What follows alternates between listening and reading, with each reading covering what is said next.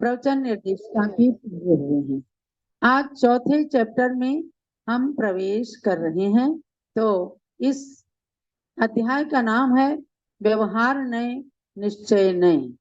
इसको बहुत अच्छे से आपको जानना है, क्योंकि आगम के एक विषय को आपने स्पर्श किया है, सम्यक दर्शन के कारण। और सम्यक दर्शन किसको होता है, कैसे होता है, कब होता है, सम्यक दर्शन कैसे दृढ़ रहता है, सम्यक दृष्टि कहाँ कहाँ जन्म धारण कर सकते हैं, सम्यक दृष्टि कहाँ कहाँ जन्म नहीं ले सकते हैं, इन सब विषयों को आपने कल तक जाना है। आज हम चलते हैं नए विषय की ओर। व्यवहारेण मोक्षस्य मार्गमाश्रित्य निश्चयात् मार्ग आश्रियते भव्यैः क्रम एष सनातनः। भव्य जन व्यवहार से मोक्ष मार्ग का आश्रय लेकर निश्चय से मार्ग का आश्रय लेते हैं, अर्थात व्यवहार मोक्ष मार्ग का आश्रय लेकर ही निश्चय मोक्ष मार्ग प्राप्त होता है। यही क्रम सनातन है, अर्थात अनादि निधन है। संसार की सृष्टि हो चाहे मोक्ष का मार्ग हो, इन सब को जानने के लिए दो नयों की आवश्यकता है, एक व्यवहार नय और दूसरा निश्चय नय। व्यवहार माने जिसको हम जीते हैं, व्यवहारिक परंपरा का परिपालन करते हैं, उस अपेक्षा से मोक्ष मार्ग में भी जो चला जाता है, माने सम्यक दर्शन प्राप्त किया जाता है। अष्ट मूल गुण, पंच अणु व्रत, 12 व्रत, देश व्रत या महाव्रतों को धारण करके मोक्ष मार्ग में चलना, ये व्यवहार मोक्ष मार्ग है। यानी व्यवहार न से मोक्ष मार्ग में चलने की प्रक्रिया है, और इसके माध्यम से निश्चय तक पहुंचते हैं, माने आत्मा की प्राप्ति करते हैं। तो निश्चय मोक्ष मार्ग क्या है? व्यवहार मोक्ष मार्ग के द्वारा जब आत्मा के अंदर एकदम तल्लीनता आ जाती है, आत्मा बिल्कुल शरीर से भिन्न होकर के और मुनिजनों के द्वारा, वीतरागी मुनिजनों के द्वारा केवल आत्मचिंतन में लीन हुआ जाता है, उसको कहते हैं निश्चय मोक्ष मार्ग। समझ गए ना? यानी कि दूध से घी निकालने की प्रक्रिया व्यवहार है। पहले दूध गर्म किया, उसको जमा दिया, दही बना दिया, उसका बिलोना कर दिया, उस बिलोने को निकाल करके गर्म कर लिया गया, यहाँ तक व्यवहारिक प्रक्रिया है। आज क्रीम निकाल लेते हैं, ये व्यवहारिक प्रक्रिया है। और जो निकल गया माने सार निकल गया घी, तो घी रूप आत्मा, तो ये निश्चय है।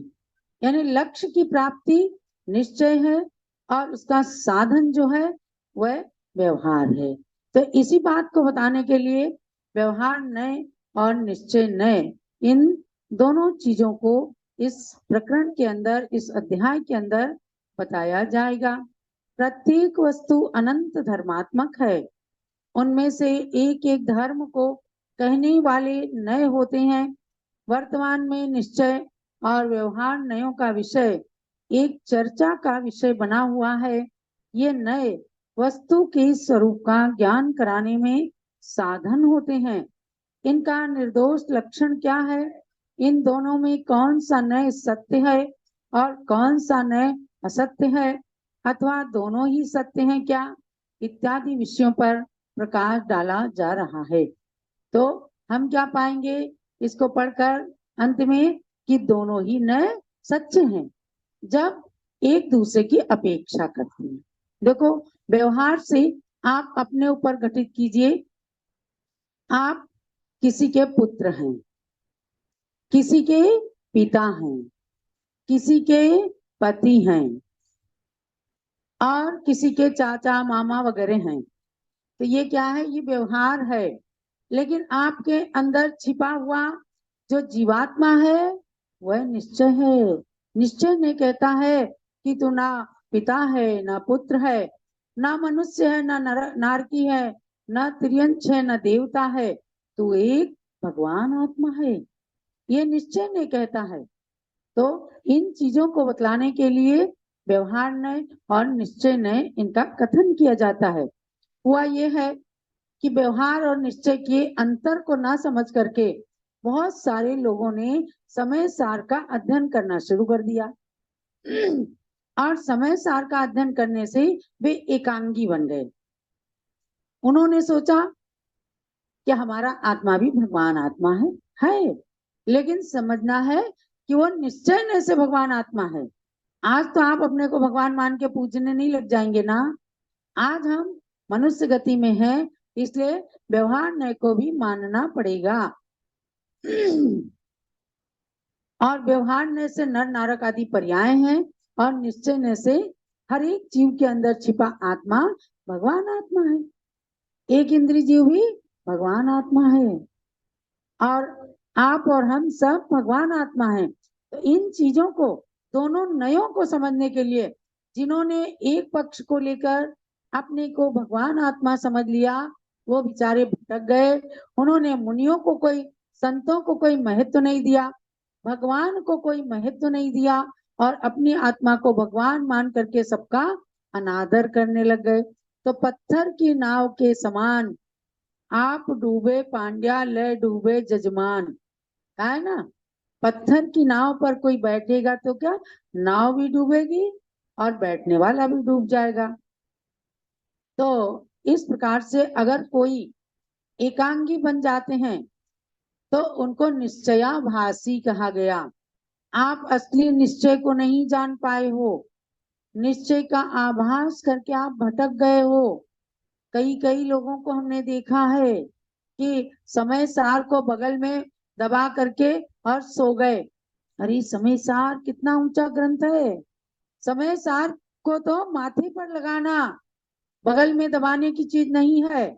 इसलिए समय सार की भाषा समझने के लिए पुराणों की भाषा, चरणान योग करणान योग, इन सब की भाषा को समझने के लिए व्यवहार नय और निश्चय नय दोनों की आवश्यकता होती है। तो भव्यात्माओं, आप सभी स्वाध्यायी जिज्ञासु भाई बहनों, आपको अब नए चैप्टर में आना है और इसका नाम है व्यवहार नय और निश्चय नय। पूज्य ज्ञानमती माता ने अथक परिश्रम करके 68 ग्रंथों का सार इसके अंदर भरा है और इस नए प्रकरण में आलाप पद्धति आदि ग्रंथों का सहारा लेकर के बात करने की पद्धति को बताया है। यही है नए व्यवस्था। तो आज के स्वाध्याय का सार यही जानना कि दो नए होते हैं, व्यवहार नय और निश्चय नय। प्रमुख रूप से आगे इनके भेद प्रभेदों को कहेंगे।